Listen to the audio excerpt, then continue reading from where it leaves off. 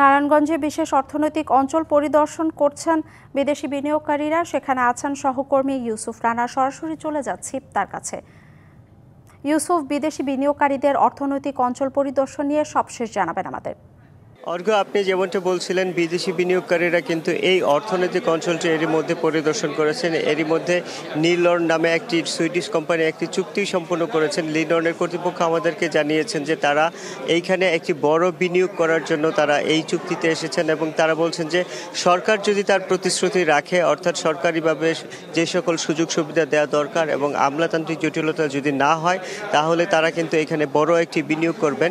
এই অর্থনৈতিক অঞ্চলের কর্তৃপক্ষ আমাদেরকে যেমনটি জানিয়েছেন যে প্রায় 1000 একর জমির উপরে কিন্তু এই অর্থনৈতিক অঞ্চলটি গড়ে উঠেছে এবং 600 একর জমির উপরে এরই মধ্যে যে জমির উন্নয়ন কাজ এটি শেষ হয়েছে এবং আরও 400 একর জমির উন্নয়নের কাজ চলছে এবং সরকার যে প্রতিশ্রুতি দিয়েছে এখানে সব ধরনের সুযোগ সুবিধা বিনিয়োগকারীদের জন্য রয়েছে এবং এই সুযোগ সুবিধা এরই মধ্যে বিনিয়োগকারীদেরকে আকৃষ্ট করতে সক্ষম হয়েছে। একনল হ্যান্ড ওয়াশ 100% প্যারাবেন ফ্রি, তাই নিরাপদ হাতের জন্য আস্থা রাখুন একনলে। এবং এই অর্থনৈতিক অঞ্চল যদি পুরোপুরি চালু হয় তাহলে এখানে প্রায় 1 লাখ মানুষের কর্মসংস্থান হবে বলে তারা আশাবাদী এবং এখানে যে ধরনের সুযোগ সুবিধা দরকার সেই সুযোগ সুবিধা নিয়ে তারা এরই মধ্যে কাজ করছেন এবং এরই মধ্যে এখানে সিঙ্গার এবং বেকো নামে দুটি কোম্পানি কিন্তু উৎপাদন শুরু করেছেন। সিঙ্গারের পক্ষ থেকে আমাদেরকে জানিয়েছেন যে তারা কিন্তু সরকারের দেওয়া যে সকল সুযোগ সুবিধা সেই সুযোগ সুবিধাগুলো তারা ভোগ করছেন এবং এখানে তারা নির্বিঘ্নে তাদের উৎপাদন কার্যক্রম কিন্তু চালিয়ে যেতে পারছেন এবং ভবিষ্যতে তারাও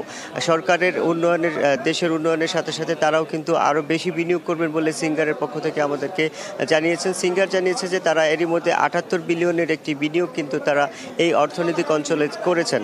সরকারের পক্ষ থেকে এবং অর্থনৈতিক অঞ্চলের উন্নয়ন কর্তৃপক্ষের পক্ষ থেকে তারা বলছেন যে বাংলাদেশে যে সকল অর্থনৈতিক অঞ্চল গড়ে উঠেছে এর মধ্যে অন্যতম নারায়ণগঞ্জের এই অর্থনৈতিক অঞ্চলটি এবং এখানে কিন্তু তারা সব ধরনের সুযোগ সুবিধা এরই মধ্যে নিশ্চিত করতে সক্ষম হয়েছেন এবং আগামীতেও তারা এই অর্থনৈতিক অঞ্চলটি নিয়ে খুব বেশি আশাবাদী এবং বিদেশি বিনিয়োগকারীরা এখানে আসলে তারা সব ধরনের সুযোগ সুবিধা নির্বিঘ্নে পাবেন বলে তারা কিন্তু বারবারই প্রতিশ্রুতি দিচ্ছেন।